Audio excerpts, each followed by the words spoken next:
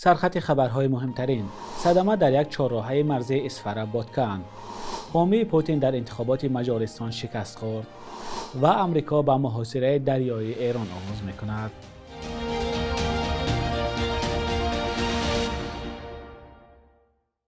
سلام بینندگان عزیز، هفته نو را برای شما شاد باش میگوییم. برنامه نویدی بامدادی از تقدیم شما با خبرهای نوترین تاجیکستان و جهان.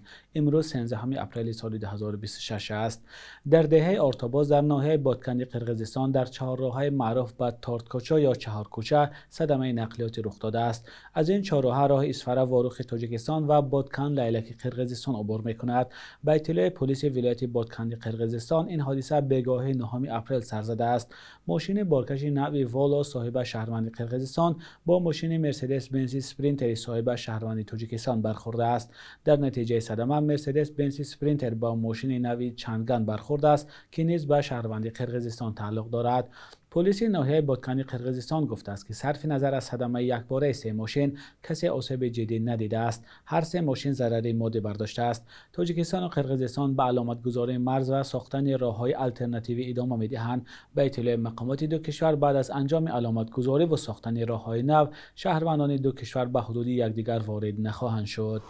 طبق نتیجه های پیشکی انتخابات پارلمانی در مجارستان یا ونگریا، حزب مخالف تیس غلبه به دست آورد. به این ترتیب ویکتور اوربان که یکی از حامیان ولادیمیر پوتین در اروپا گفته می شود، بعد 16 سال کرسی نخست وزیری را در مجارستان ترک می کند. پیتر مادیا، رهبر حزب تیس، شام یکشنبه نوشت ویکتور اوربان علیه او را به غلبه در انتخابات تبریک کرده است. خود اوربان هم در حضور طرفدارانش گفت که نتیجه های انتخابات را قبول می کند و حزب رقیب را مبارک باد کرده است. رهبران اروپا از جمله رئیس جمهور فرانسه هم پیتر مادیا را به غلبه‌اش در انتخابات تبریک نمودند. طبق نتیجه های پیشکی که کمیسیون مرکزی انتخابات مجارستان پخش کرد، بعد حساب بیش از نصف آوازها حزب تیس می تواند از 199 کرسی پارلمان 136 کرسی را از خود کند.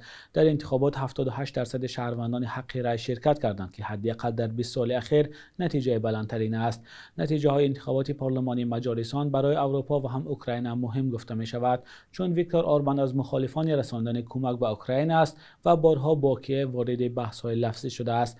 پیتر مادیا 45 ساله نامزد محافظه‌کار اما طرفدار اروپا است که به مردم کشورش وعده تغییر نظام را داده است. آژانس ضد فساد تاجیکستان از بازداشت یک افسر کمیسریات حربی ناحیه جبار رسولوف خبر داد. به اطلاع این نهاد، ستارزاده ا برای به تأخیر گذاشتن مهلت دعوت و نگذراندن یک دعوت شونده از کمیسیون حربی طبی از نزدیکان یا 15000 سومانی گرفته است. مقامات گفتند این افسر با سوء استفاده از مقام خدمتیش این مبلغ را گرفته به منفعت شخصیش صرف نمود. نظر ستارزاده ا و نزدیکانش به اتهام معلوم نیست. روشن است که این افسر در دادگاه تا کجا به گناه خود اقرار شده است. بازداشت این کارمند کمیسریات در حالی است که در تاجیکستان دعوت بهاری جوانان به ارتش ادامه دارد. این بار اول نیست که کارمندان کمیسریات حربی که مسئول دعوت جوانان به ارتش هستند با اتهام گرفتن پاره دستگیر میشوند. ماه فوریه امسال آژانس ضد فساد از بازداشت سردار شعبه سفربری کمیسریات حربی شهر ناحیه‌های تابع جمهوری با اتهام گرفتن رشوه خبر داده بود. بنا به پیشگویی تازه بانک آسیای رشد، انتظار می رود رشد اقتصادی تاجیکستان در سالهای 2026 و 2027 با ثبات یا بلند باقی ماند. در گزارش نوی بانک آسیای رشد که روز 10 اپریل نشر شد آمده است رشد بخش صنعت و خدمات رسانی از عامل‌های اساسی افزایش اقتصادی تاجیکستان در 2 سال آینده خواهد بود. بانک آسیای رشد پیش بینی کرده است که مجموع محصولات داخلی در سال 2026 7.4% و سال 2027 6.8% بالا خواهد رفت. این در حالی است که سال 2025 این رقم به بیش از 8% برابر بود. با باور کارشناسان بانک، سطح تورم در 2 سال آینده از 4 تا 4.5% خواهد رسید. بالا رفتن طلبات به خرج‌های استعمالی، افزایش انتقال پول مهاجران، زیاد شدن معاش کارمندان دولتی و پول برق و آب از عامل‌های اساسی بالاروی سطح تورم در کشور گفته می شود. بنا به گزارش نوی این نهاد مالیوی، هرچند کشور سالهای اخیر در بخش استحصال مجموع محصولات صنعتی در تاجیکستان رشد قابل ملاحظه داشته است، اما اقتصاد کشور هنوز با مشکل جدی آن هم محدود بودن محصولات داخلی روبروست.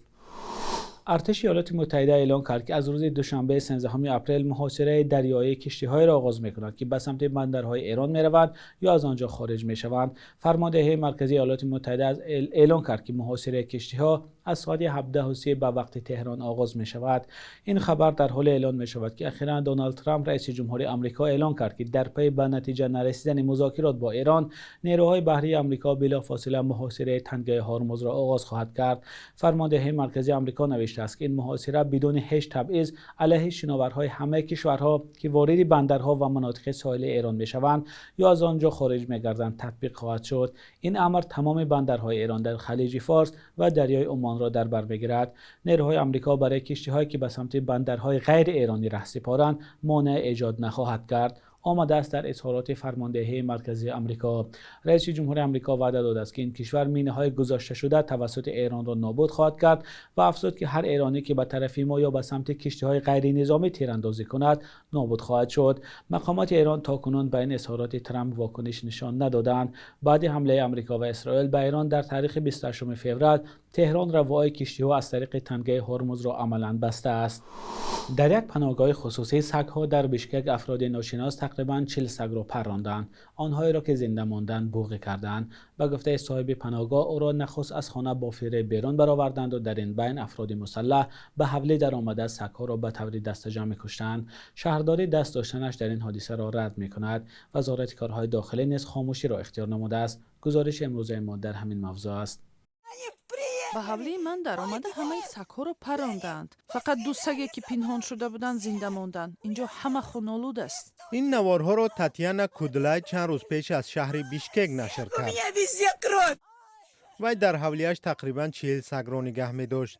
با گفته صاحب خانه، بعد از شکایت همسایه او را به پلیس دعوت کردند و هنگام نبودنش شخصان ناشناس جانوران را پراندند. تنها چند سگ پنهان شده نجات یافتند. در آنجا سگ‌های سالم بودند. وقتی از پیششان می‌گذشتید از دیدنتان خرسند می‌شدند. من در یک حالت بد هستم، اما باز هم تلفن را روشن می‌کنم و آن جای‌ها را می‌بینم همه پر از خون، علامت‌های کشالکنی، خون در اینجا، خون در دالان، خون در حولی. در این طرف سگ‌های خرد و بیمار بودند. من همه این را به نوار گرفته فیغان می‌کشیدم. همه این سگ‌ها زیر سرپرستی برنامه کمایی قرار داشتند که از جانب بنیاد بریجیت بردار دستگیری می‌شوند. حقوقدان اتحادیه جلدی ساقیه و میگوید همه سگ‌های کشته شده بیزوریات و ام کرده شده بودند. جسد جانوران کشته شده را مخصوص برآوردند تا پرونده جنایی باز نشود. دریغ، من همچون حقوقشناس که سالهای زیاد پرونده های مربوط به بدرفتاری نسبتی جانوران را بررسی و با مقامات حفظی حقوق همکاری کردم، درباره دورنمای این پرونده خوشبین نیستم. پناهگاه تاتیانا کودلای سالهای زیاد کار میکرد و پیشتر نیز بحث‌های را به بار آورده بود. همسایه ها از عکاسی دائمی سگ‌ها، شرایط غیر بهداشتی و جانوران خشن شکایت می‌کردند. نظر ساکنان در این باره یکسان نیست. بسیاری ها کشتن سگ‌ها را بی‌رحمانه می‌نامند. برخی دیگر میگویند در خانه‌های خصوصی نگه داشتن این مقدار جانور غیر قابل قبول است. البته من بیرحمی را نسبت به جانوران جانبداری نمی کنم. این قابل قبول نیست، اما چنین غمخوری نباید از امنیت انسان بالاتر باشد. وقتی برای کودکان و ساکنان خطر وجود دارد، این تماما پهلوی دیگری مسئله است. حقوقدان اصیل ارگینبای و میگوید گپ سری آن می رود که شخصان نامعلوم به اجازت صاحب خانه به خانه‌اش وارد شدند. و جز این درباره بیرحمی نسبت به جانوران که باعث به مرگ عاموی آنها شده است جزا وجود دارد. زورآوری خشونتی از این بیشتر را در جامعه به بار می آورد. این به آن معناست که در این جامعه تفکر ضعیفان را می توان به آسانی از بین برد قابل قبول است و چنین منطق نه تنها نسبت به جانوران استفاده می شود. هنگامی که جامعه یا دولت چنین ظلم را درست بشمارد، مقیاس آن چیزی که مقرری شمرده می شود به طور مؤثر وسیع می گردد. هنوز معلوم نیست که به حوله تاتیانا کودلای کی وارد شده است. مقامات پلیس در مرکز قرقیزستان گفتند که کارمندان محلی تازه‌لیک عملیات معمولی را در مورد دستگیر و نابود کردن سگ‌های بی‌صاحب انجام دادند. اما شهرداری دست داشتنش را در حمله وحشیانه رد می‌کند.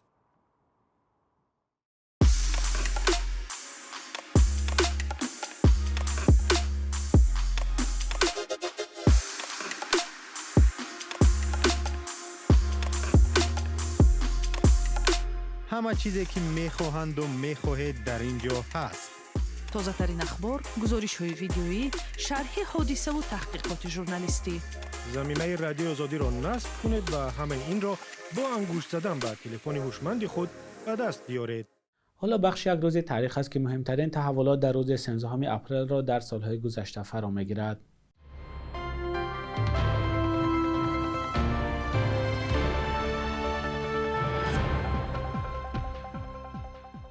13 апрели соли 1932 иброҳимбек, яке аз раҳбарони гурӯҳҳои мусаллаҳи шӯришӣ дар Бухорои Шарқӣ, ба ҳукми марг маҳкум шуд.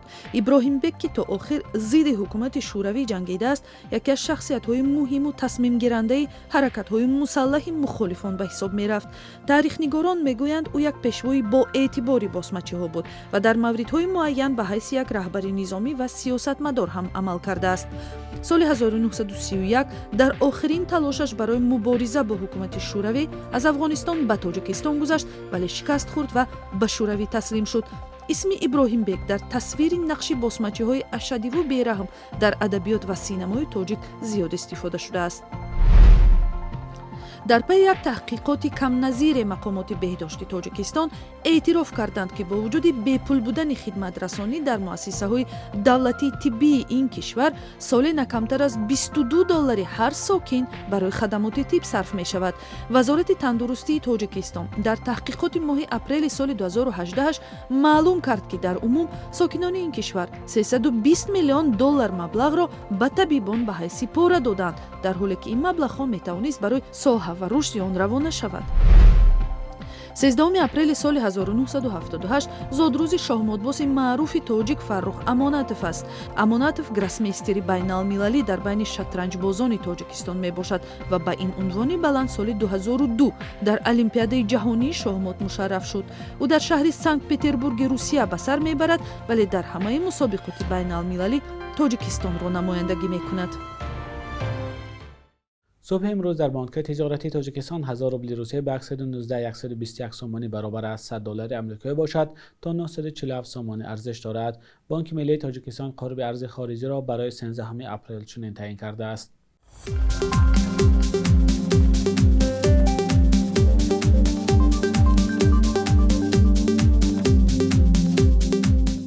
بینندگان عزیز، بر پایان برنامه نویدی بامدادی رسیدیم. خبرهای از این بیشتر را در سامانه رادیوی آزادی با نشان azadi.org و صحیفه‌های ما در شبکه‌های اجتماعی پیدا کنید. تا فردا، خدا نگهدارتان.